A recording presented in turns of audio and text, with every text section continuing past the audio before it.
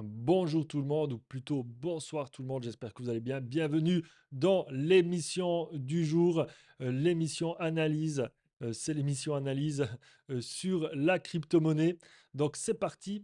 Euh, J'aimerais, dites-moi ce que vous en pensez hein, dans les commentaires, mais d'abord, avant de commencer l'analyse sur les graphiques, j'aimerais faire une petite analyse au niveau des news économiques autour de la crypto-monnaie. Donc, je vous fais une petite analyse rapidos sur ce qui s'est passé durant la journée de dimanche et aujourd'hui au niveau des news économiques. Donc voilà, comme ça je vous fais un petit récapitulatif dans cette vidéo. Donc, premièrement, on a MicroStrategy. Ils ont acquis 5262 bitcoins pour environ 561 millions de dollars à un prix de 106 000 dollars. Voilà, il l'a acheté, voilà, il l'a acheté à ce prix. Je pense que lui, il a vraiment, il fait du DCA. Là, pour l'instant, il fait du DCA chaque semaine. Il investit. Voilà, bon, donc vraiment pas mal d'argent qui est rentré, qui rentre quotidiennement, toutes les semaines plutôt, de manière hebdomadaire sur les marchés grâce à MicroStrategy. Ensuite, MicroStrategy sont aussi rentrés sur le Nasdaq. Voilà, ils sont rentrés aujourd'hui sur le Nasdaq et aussi ils ont Michael Saylor, il a posté le Bitcoin tracker. Donc voilà, ça c'est un tracker qui montre quand est-ce que MicroStrategy ont acheté du Bitcoin. Donc voilà, ça peut être intéressant, on peut voir comment ils procèdent. Donc on voit, hein, ils ont acheté à des sommets hein, aussi, hein. Par exemple, là, il a acheté. Il achète tout le temps, en fait. Il achète en permanence. Ensuite, au niveau des news aussi, au niveau des stocks de Bitcoin sur les plateformes, les exchanges, les bureaux OTC, c'est les exchanges, hein, connaissent leur plus forte baisse mensuelle des stocks de 2024, en baisse de 26 000 Bitcoins. Le sol total a chuté de 40 000 Bitcoins depuis le 20 novembre, ce qui réduit l'offre. Donc, c'est ce que je disais depuis un petit moment, il y a de moins en moins d'offres sur les exchanges. Donc, qui dit moins d'offres, ben, ça fait moins d'offres et plus de demandes, ce qui fait monter le prix. Voilà, donc ça peut être un facteur qui fait monter le prix du Bitcoin. Le Bitcoin commence à devenir de plus en plus rare et ça va pas s'arrêter, hein, ça va pas venir en mieux, à part s'il y a vraiment un effondrement total du Bitcoin, mais j'y crois pas, euh, qui ferait que bah, les gens liquideraient leur Bitcoin. Mais pour l'instant, ce qu'on observe, c'est que le Bitcoin se raréfie, ce qui est assez positif pour le marché de la crypto-monnaie. Ensuite, euh, ici, les transactions d'échange est faible. Récemment, les volumes des transactions ont considérablement diminué, ce qui indique une activité commerciale plus faible par rapport aux années précédentes. Donc ça, c'est intéressant parce que on nous dit que d'un côté, il y a de moins en moins de Bitcoin sur les exchanges, mais d'un autre côté, les statistiques nous montrent qu'il y a moins de volume de transactions. Donc ça veut dire que par rapport aux autres années, on a clairement moins de transactions, mais on a de moins en moins de Bitcoin. Donc si maintenant on commence à avoir volume des transactions qui augmente par rapport aux années, qui rejoint les sommets des autres années, des autres bull market, ben, le Bitcoin risque d'encore plus se raréfier. En tout cas, c'est mon analyse. Voilà, c'est un peu logique. Ensuite, les adresses, l'ETH, l'accumulation est en feu. Les adresses détiennent désormais 16% de l'offre totale contre 10% en août, soit une croissance massive de 60%. Ça veut dire qu'il y a une accumulation d'ETH qui est faite probablement par les grosses baleines qui accumulent de l'ETH. Donc ça c'est une bonne nouvelle aussi pour l'écosystème ETH. Ensuite, Donald Trump, pardon, il a élu Steve Miran, un ancien fonctionnaire du Trésor et partisan de la crypto-monnaie, pour diriger son conseil consultatif économique. Il est assez critique de la Fed, d'après ce que j'ai vu, et voilà, il est partisan de la crypto. Donc Trump s'entoure de pro-crypto. Voilà. Et pour finir, ce qui est un peu la note comique, le Salvador, pour ceux qui sont sur mon canal Telegram, je vous avais partagé l'information comme quoi ils avaient négocié un un contrat, ils ont fait une négociation avec le FMI pour se faire prêter de l'argent par le FMI, plusieurs milliards, plus d'un milliard en tout cas, et contre certaines restrictions au niveau du Bitcoin, ils ont dû faire, euh, il y a eu pas mal de restrictions, et ils ont ce prêt, et directement, un ou deux jours après, qu'est-ce qui se passe? Ben, Salvador, ils ont acheté bien plus de Bitcoin que ce qu'ils en achetaient d'habitude. Voilà, vous voyez, euh, quasiment chaque jour, ils en achètent un petit peu. Voilà, et tout d'un coup, bam, bam, bam, ils en ont acheté vraiment beaucoup plus. Donc, c'est marrant parce que on peut dire qu'ils ont réutilisé l'argent qui se sont fait prêter par le FMI pour acheter du Bitcoin. Donc, probablement indirectement, hein, ils n'ont pas forcément reçu l'argent tout de suite, mais voilà, c'est un peu marrant. Ils se font prêter de l'argent par le FMI, et ils réinvestissent très rapidement dans le Bitcoin. C'est un bon investissement, hein, franchement, et c'est marrant. Et puis le FMI leur a prêté de l'argent sous des conditions voilà, de restriction au niveau du Bitcoin dans leur pays. Donc voilà, c'est un peu, voilà, c'est un peu marrant ce qu'ils ont fait le Salvador. Donc c'est parti, maintenant on va sur les graphiques au niveau du Bitcoin. Voilà, alors dimanche, dernière analyse, c'était dimanche matin, donc j'ai pas fait d'analyse le soir, hein, dimanche soir, parce que vu qu'il y a déjà une analyse. Donc, analyse de dimanche, bougie baissière. Bougie baissière, on se dirige, donc on a clairement cassé le plus bas de samedi, mais on se dirige gentiment vers ce plus bas de vendredi, petit à petit, voilà, ici, et aujourd'hui aussi, bougie baissière. Donc si on se met en 4 heures, si on se met en 4 heures, on voit que voilà, le marché est en train de ranger, mais il y a quand même une tendance baissière. On est sur cet order block H1. On voit qu'il a très bien rebondi, hein, sur le bas de l'order block. Là, il hésite. Et sinon, on a cet order block en bas. Alors déjà, on a cette liquidité ici. C'est ce plus bas de jeudi 5 décembre. Vous savez, cette mèche très violente qui est qui a bougé, cette baisse drastique. Bon, il y a eu un rebond très rapide. Et voilà. Est-ce qu'on va aller chercher ce plus bas? Là, on s'y dirige en tout cas. Là, on s'y dirige nettement.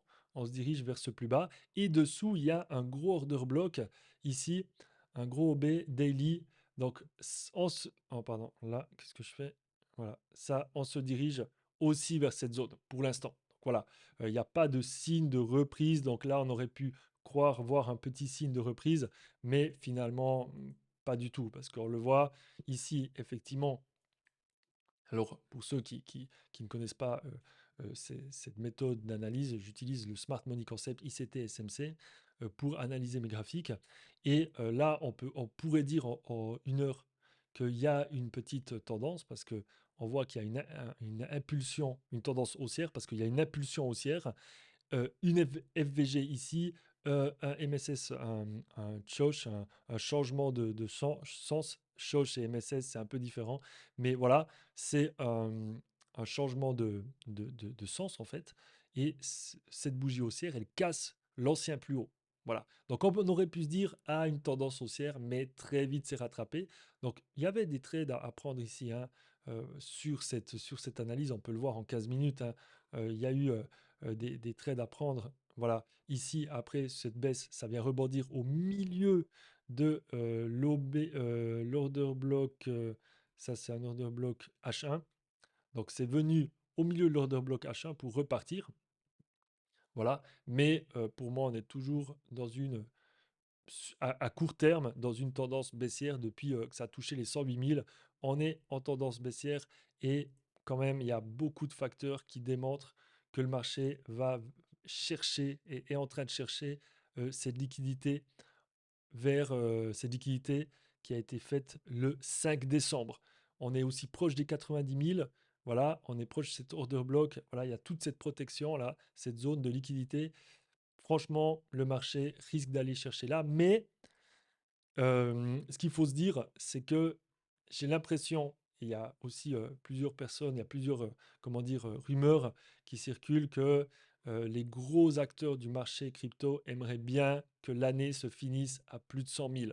Voilà, bon, on a déjà atteint les 100 000, c'est énorme ce qui s'est passé sur le Bitcoin, mais au niveau marketing, finir l'année sur les 100 000, c'est énorme. Donc le marché, qu'est-ce qu'il pourrait faire? Selon moi, c'est venir chercher cette liquidité, voilà, pour repartir à la hausse, vers une belle, belle hausse.